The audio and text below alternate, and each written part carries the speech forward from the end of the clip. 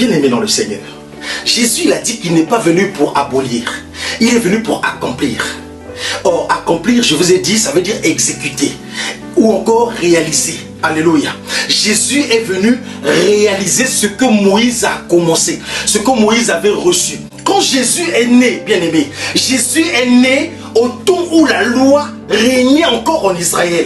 La grâce était venue avec Jésus, la vérité, oui, mais cette grâce n'était pas encore manifeste. Je veux que vous me compreniez très bien.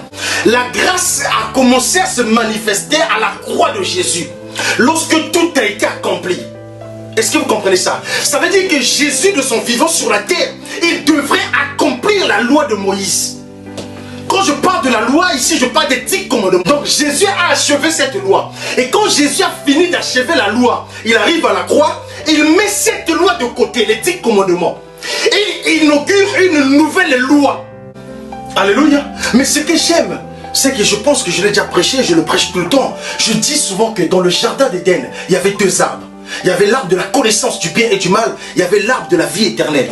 Le bien et le mal habitent dans un même arbre. Le bien et le mal.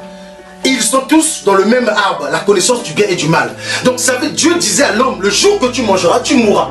Ça veut dire que tu peux faire quelque chose du bien, mais ça t'emmène à la mort. Tu peux faire quelque chose du mal, ça t'emmènera à la mort.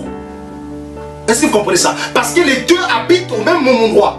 Ce que Dieu voulait, ce n'était pas que l'homme puisse faire le bien ou comme le mal, mais que Dieu, l'homme, puisse faire ce qui donne la vie, l'arbre de la vie. La raison, c'est le bien. Mais c'est un bien qui peut t'emmener à la mort. Regardez quand on a mené la femme adultère devant Jésus. Qu'est-ce que Jésus a fait? En plus, c'était dans le but de pouvoir l'accuser. Jésus n'a pas fait ni bien ni mal. Oui, Jésus n'a fait ni bien ni mal. Ce que Jésus a fait, c'était la vie. Il a dit, qui de vous n'a jamais péché qu'il jette la pierre? Alléluia. Mais Jésus a fait ce qui donne la vie. Frère, la loi n'a pas été faite, n'a pas été donnée pour le juste. La loi est faite pour les méchants. Donc toi qui aimes toujours la raison, c'est que tu es méchante. Ce que Dieu te demande de faire, frère, c'est de faire la vie. Parce que la vie, tu donnes la vie. Élie était confronté à cette situation.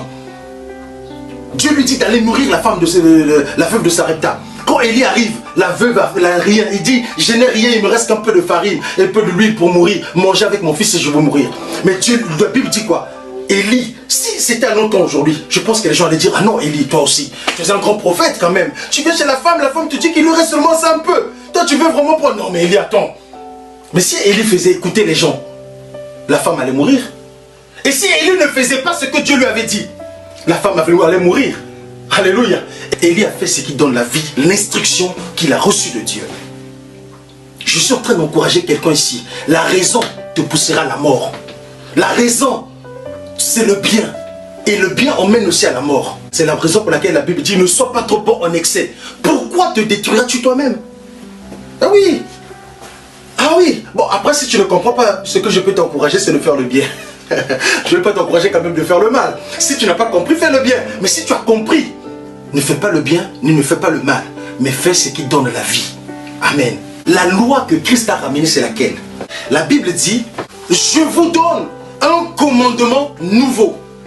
Aimez-vous les uns les autres comme je vous ai aimé. Mais, écoutez, aimez-vous les uns les autres comme je vous ai aimé. Pas, tu aimeras ton prochain comme toi-même. Cette loi-là, c'est la nouvelle loi. C'est la loi que Christ lui-même nous a donnée.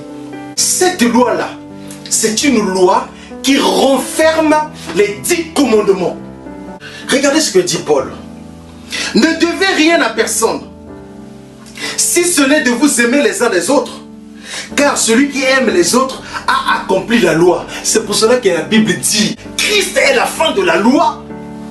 Mais oui, quand il est sur la croix, quand il crie, mon père, comment on appelle, mon père, pourquoi m'as-tu abandonné? Quand il meurt, c'est là que l'église commence maintenant, la grâce commence et l'église est née maintenant dans la chambre haute. Donc Christ a accompli la loi de Moïse, a mis ça de côté, les multivotes, il les a abolis, il les a annulés. Alléluia. Il a inauguré quelque chose de nouveau. Et ce qu'il a inauguré, c'est la loi de l'amour.